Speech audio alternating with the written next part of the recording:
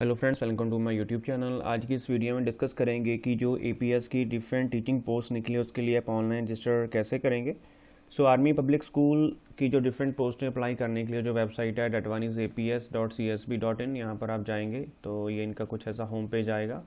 तो सबसे पहले यहाँ पर देखिए, नीचे आप स्क्रॉल डाउन करेंगे, स्टेप्स ऑफ रजिस्ट्रेशन आप देख सकते हैं। अगर आप पहले से लॉगिन आपने किया, मीन2 से रजिस्टर किया तो आप लॉगिन कर सकते हैं। अगर पासवर्ड वगैरह भूल गए हैं तो यहाँ से रिकवरी कर सकते हैं उसकी। तो फिलहाल हम न्यू रजिस्ट्रेशन करेंगे तो न्यू यूज़र पर क्लिक करेंगे। तो सबसे पहले गाइडलाइंस वगैरह है, तो इसमें 800 पोस्ट 8000 टीचर्स यहाँ पर जो हैं ऑल ओवर जो पोस्ट होंगी आप देख सकते हैं। सिलेक्शन प्रोसीजर आपका पहले टेस्ट होगा, उसके बाद आपका इंटरव्यू होगा, थर्ड आपका एक एवोल्यूशन होगा टीचिंग स्किल और कंप्यूटर एफिशिएंसी का। फ़ीस सभी के लिए सेम है, फ़िलहाल 500 है फॉर पीजीटी, टीजीटी, पीआरटी। और उसके बाद यहाँ पर मार्क्स बताया गया, एजुकेशनल या प्रोफेशनल क्वालिफिकेशन है। पीजीटी के लिए 50% चाहिए, टीजीटी 50%, पीआरटी 50%। तो ये आप सारा रीड कर लीजिए। तो फ्रेशर्स के लिए यहाँ पर बताया गया बिलो 40 ईयर्स होना चाहिए, एक्सपीरियंस के लिए 57 ईयर्स एज बताया गया। सी टेट और टेट इसमें कंपलसरी नहीं है, तो ये आपका आप इसके अलावा भी फिल कर सकते हैं। बाकी सारा यहाँ बताया गया जो भी प्रोसीजर है आपका। इसमें जो टेस्ट वगैरह होगा वो आपका होगा नियर अबाउट, ये देखिए फीस स्ट्रक्चर आ गया। मे बी आपका 3 आवर्स का टेस्ट होगा, 90 मार्क्स का होगा, 180 क्वेश्चन आएंगे। इसमें नेगेटिव मार्किंग है। रजिस्ट्रेशन 1 अक्टूबर से स्टार्ट हो चुकी है। तो सॉन बताया गया। सैम्पल क्वेश्चन पेपर्स अगर आपने परचेज वगैरह करने हैं उसका यहाँ पर बताया गया है। तो ये सारा प्रोसेस है। डिफरेंट यहाँ पर बताई गई हैं लिस्ट आर्मी स्कूल्स की जिन्होंने पोस्ट निकाली है, 137 स्कूल्स हैं। तो सारी आप डिटेल्स वगैरह यहाँ से देख लीजिए। कितनी पीजीटी के लिए, टीजीटी के लिए जो जो सब्जेक्ट्स हैं यहाँ पर बताए गए, जैसे इंग्लिश पीजीटी और टीजीटी चाहिए। यहाँ पर देखिए बायोटेक्नोलॉजी के लिए टीजीटी की पोस्ट नहीं है, ओनली यहाँ पर पीजीटी की है। तो ये सारा आप यहाँ से देख लीजिए। यहाँ पर आपकी क्वालिफिकेशन बताई गई है। इंग्लिश के लिए अगर आप अप्लाई करते हैं तो उसके लिए क्या क्या क्वालिफिकेशन अल्टरनेटिव क्या है। तो यहाँ पर मैं आपको एक चीज़ क्लियर कर देता हूँ, स्पेशली फॉर कंप्यूटर्स, बिकॉज मैं कंप्यूटर से बिलोंग करता हूँ। कंप्यूटर में ज़्यादातर बीएड नहीं चलती, तो कंप्यूटर में कोई बीएड वगैरह की ज़रूरत नहीं है। अगर आपने एमएससी आईटी किया या कंप्यूटर साइंस में किया है या अदर यहाँ पर बताया गया कोर्स वगैरह किया तो आप अप्लाई कर सकते हैं विदाउट बीएड। तो नेक्स्ट आप देख सकते हैं बाकी डिग्रीज़ के लिए मैक्सिमम बीएड है। ये देखिए कंप्यूटर का फिर से आ गया, फिजिकल एजुकेशन का फिर से आ गया। तो ये आप देख सकते हैं इनमें क्या क्या बताए गए हैं। तो लिस्ट ऑफ सेंटर्स बताए गए हैं कौन कौन से हैं। तो ये सारी आप गाइडलाइंस को रीड कर लीजिए। जो मोटी मोटी थी मैंने आपको बता ही दिया। उसके बाद यहाँ चेक बॉक्स पे क्लिक करके प्रोसीड पे क्लिक कर दीजिए। नेक्स्ट इंस्ट्रक्शंस वगैरह आएंगी, सेम इंस्ट्रक्शंस होती हैं जो आप ऑनलाइन फॉर्म वगैरह फिल करते हैं, कोई न्यू चीज़ नहीं है, वही होता है। बस ये कि ईमेल आईडी इसको टिक करके आप क्लिक कर दीजिए। मैं थोड़ा जूम इन कर लेता हूँ सो डैट आपको क्लियर हो जाए। मुझे पीजीटी के लिए अप्लाई करना है। यहाँ पर मिस्टर मिसेस जो भी हैं आप वो फिल कर दीजिए। आपका नाम आएगा, जैसे कैंडिडेट का नाम अरुण कुमार है, और देन सन है या डॉटर है उसके अकॉर्डिंग फादर्स नेम आएगा, जेंडर आएगा मेल फीमेल या ट्रांसजेंडर है। उसके बाद आपकी डेट ऑफ बर्थ आएगी। देन उसके बाद आप जितने साल के होंगे ऑटोमेटिक आएगा। ईमेल आईडी और फ़ोन नंबर इसको थोड़ा ध्यान से भरिएगा। नेशनैलिटी इंडियन है, तो एड्रेस मैं यहाँ पर फिल कर देता हूँ। कोई भी डिटेल आप फिल कर रहे हैं, करेक्शन वगैरह नहीं होगा इसमें, तो प्लीज़ थोड़ा ध्यान से फिल करिएगा। काफ़ी ज़्यादा कैंडिडेट्स गलती कर देते हैं।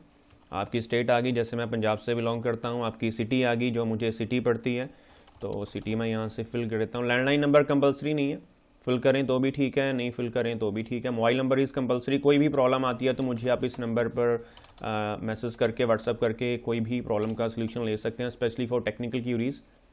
तो जिन ये आप देख सकते हैं ब्लॉक पर एस्ट्रिक सिंबल लगा है, ये इंपॉर्टेंट है। डिटेल को एक बार वेरीफाई कर लीजिए। After verifying all details proceed पर क्लिक करिए। तो नेक्स्ट आपका आएगा पोस्ट आपकी जो अप्लाई की है, इसको आप यहाँ से चेंज भी कर सकते हैं, नहीं करनी तो ठीक है। तो यहाँ पर देख लीजिए सारी डिटेल्स है। यहाँ पर कुछ मिस्टेक वगैरह होगी या देख लेते हैं।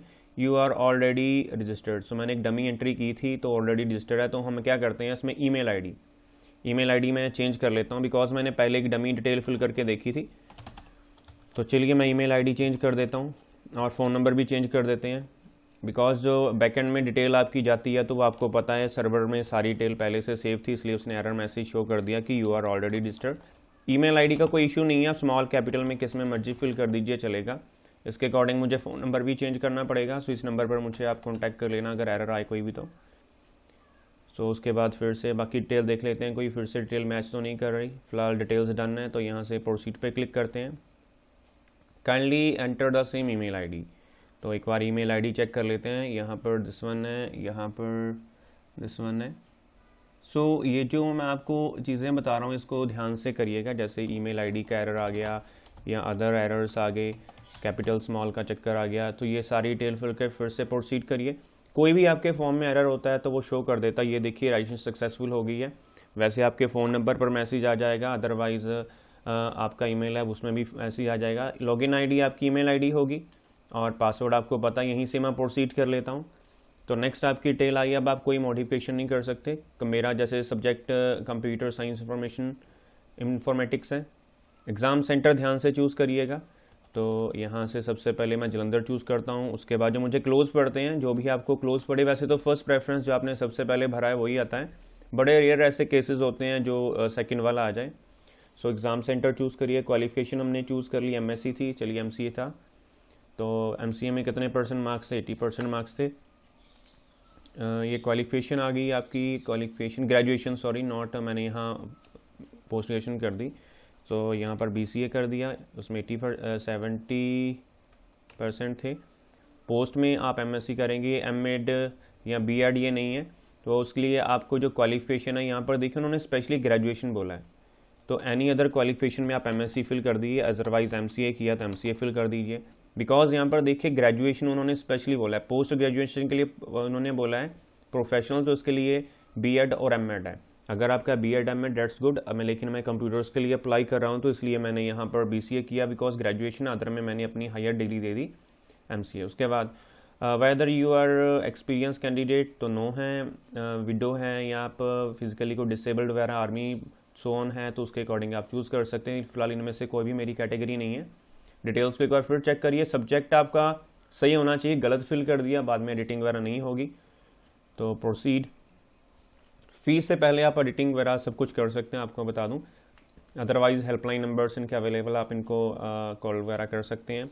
सबसे पहले आपकी देखिए डेट ऑफ बर्थ की, क्लास 10th की आपकी मार्कशीट इसमें अपलोड होगी, तो इनमें से आप कोई भी अपलोड कर दें। तो चलिए मैं यहाँ पर एक अपलोड कर देता हूँ। मैं यहाँ डमी डिटेल्स फिल कर रहा हूँ, लेकिन आपने सही डिटेल्स फिल करनी है। तो चलिए यहाँ पर मैं एक, चलिए दिस वन फिल कर देते हैं। सो उसको ध्यान से फिल करिएगा। यहाँ पर आगे अपलोड कर दीजिए। आपका साइज़ यहाँ बताया गया 50 KB से ऊपर नहीं होना चाहिए, जो पिछला था 300 KB है। सो हर एक जो डॉक्यूमेंट है उसका अलग अलग साइज़ होगा, तो आप साइज़ के अकॉर्डिंग देख लेना। अगर आपने साइज़ नहीं सेट बैठा तो आप क्या करेंगे, इमेज रिसाइजर पर वेबसाइट पर जाएंगे, ऑनलाइन वहाँ से साइज़ सेट कर सकते हैं। फ़ोटो मैंने चूज़ की, उसको अपलोड कर दिया। उसके बाद आप सिग्नेचर अपलोड करेंगे, सिग्नेचर मैंने चूज़ किया यहाँ से, और सिग्नेचर यहाँ से मैंने अपलोड कर दिए दिस वन। इसका साइज़ देखिए बताया गया 300 KB, मे बी फर्स्ट का भी 300 KB होगा। नाउ हाईएस्ट क्वालिफिकेशन ये आपको ऐड करनी पड़ेगी। हाईएस्ट क्वालिफिकेशन जैसे मेरी एमसी है तो वो मुझे ऐड करना पड़ेगा। सो अभी मेरे पास कोई डॉक्यूमेंट नहीं है, तो मैं उसमें डमी डिटेल एंटर कर रहा हूँ। जब तक हमारी फ़ीस पे नहीं होगी तब तक हमारा ये जो फॉर्म है वैलिड नहीं माना जाता। सो ये चीज़ याद रखिए। प्रोफेशनल का ज़रूरी नहीं है, स्किप कर दीजिए, करना है तो कर दीजिए।